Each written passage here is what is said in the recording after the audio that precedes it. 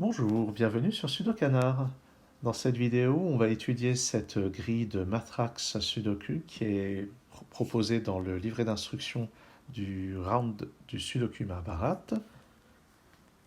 La règle de matrax, c'est que quand on a un E, ça signifie que les quatre chiffres ici sont pairs.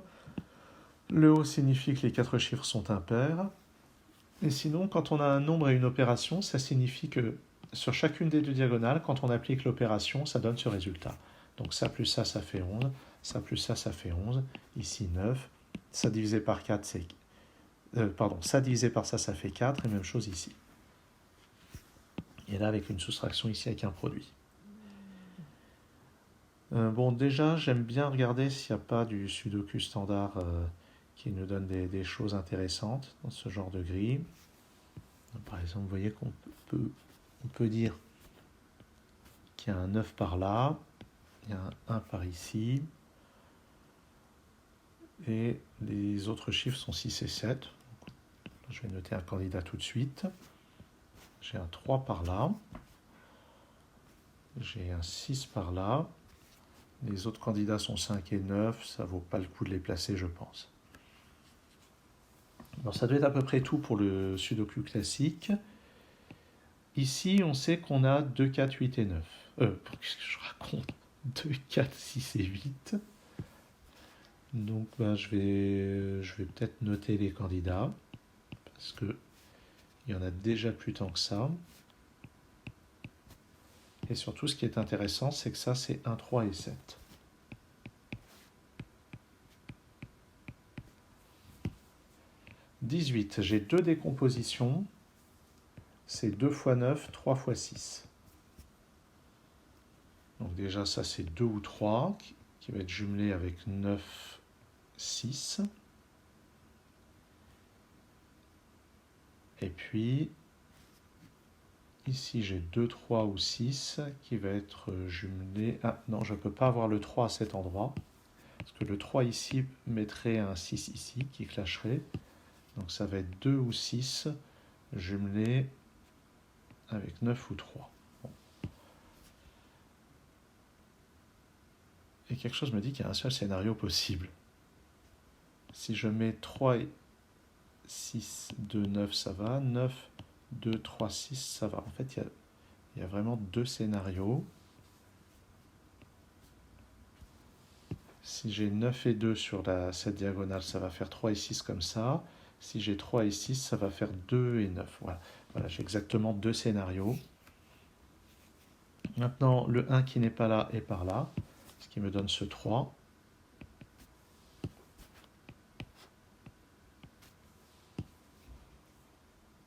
Le 3, le 3 qui n'est pas là est par là. Il me reste un 5, 7 et un... Ah oui, il y a un 4 qui va être par là.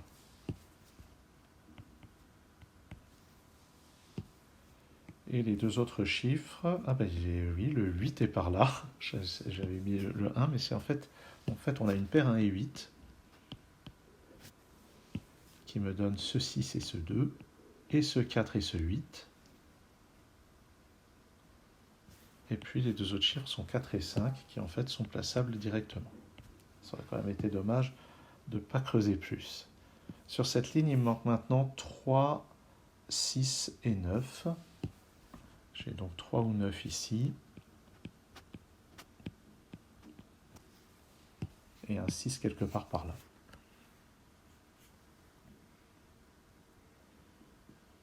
Bon, qu'est-ce qu'on peut regarder maintenant? Les deux chiffres qui sont là maintenant sont un 5 et un 9.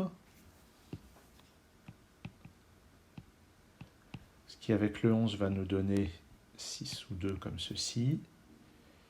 Et ensuite, pour le 9, ça va nous donner 7 ou 3 comme ceci. Et les deux chiffres restants dans le bloc sont un 1 et un 8, comme ça. Et je sens que ça va tout débloquer. 2 et 6, donc ça, c'est cette option. Bon, tout débloquer, c'était un peu exagéré. Et là, on a encore deux scénarios. Le scénario 5, 2, 3, 9, 6, 7 et l'autre scénario 9, 6, 7, 5, 2, 3. Là-dedans, la division par 4, ben, il y a deux possibilités. 4 divisé par 1, 8 divisé par 2. Et ce n'est pas la division par 4, c'est la division qui donne 4. Donc on a 1, 4, 8 et 2 là-dedans. Le 2 est forcément de ce côté-là. Donc il y a deux options. 2, 8 comme ça. 2, 8 comme ça. Et l'autre, c'est 4 divisé par 1. Et à cause de ce 1, ça va être 4 divisé par 1, 4 divisé par 1. Voici donc les deux scénarios envisageables pour ça. Le 3 n'est pas là, il est par là.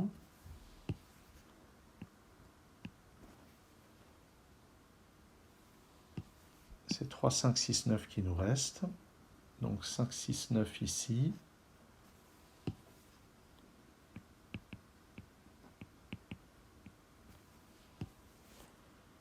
Et puis, est-ce que je vois autre chose? Là, il y a 4 chiffres impairs. Notez que sur cette ligne, il nous manque un 6, donc il va forcément là. Donc pas de 6 dans cette case, j'ai un 6 là. Donc pas de 6 dans ces deux cases, j'ai un 6 ici sur cette ligne.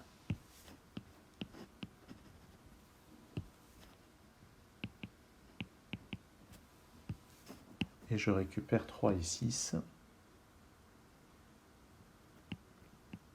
que j'écris comme ça pour les synchroniser avec ça.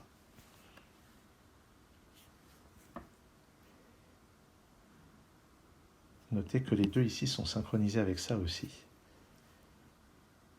Ça c'est un 9. Et ça pousse le 3 au-dessus. What?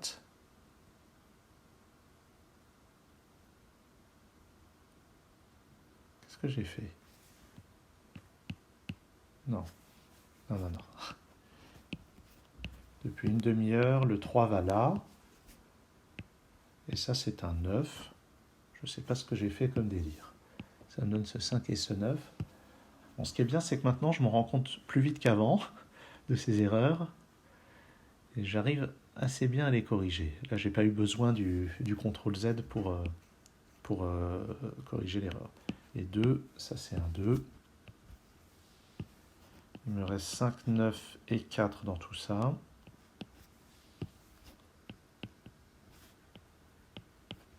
Vous voyez que ce 5, 9 rentre dans la boucle ici.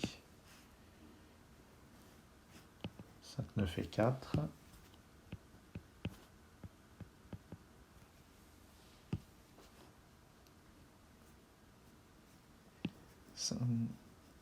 5 chiffres impairs. Le 4 n'étant pas là, il est là. Et ça va me permettre de résoudre tout ça et tout ça. Et ça par la même occasion. Et ça. Plein de choses qui tombent d'un seul coup. Là-dedans, il me faut 5, 9 et 8. Non, pardon. C'est pas il me faut 5, 9 et 8. Ça, c'est un 5. Aïe, aïe, aïe. Il me faut 8 et 4. Ça c'est résolu. Au-dessus, il me faut 7 et 9. Ça n'a pas l'air résolu pour l'instant.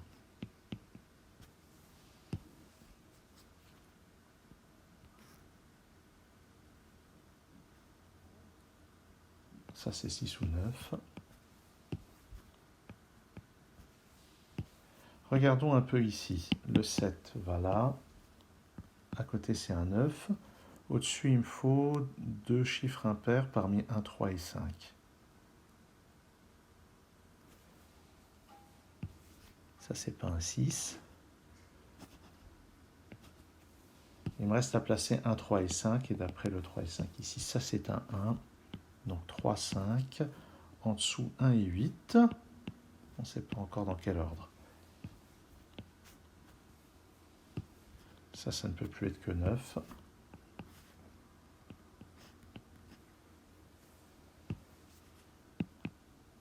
Ici, ces deux chiffres sont 3 et 7.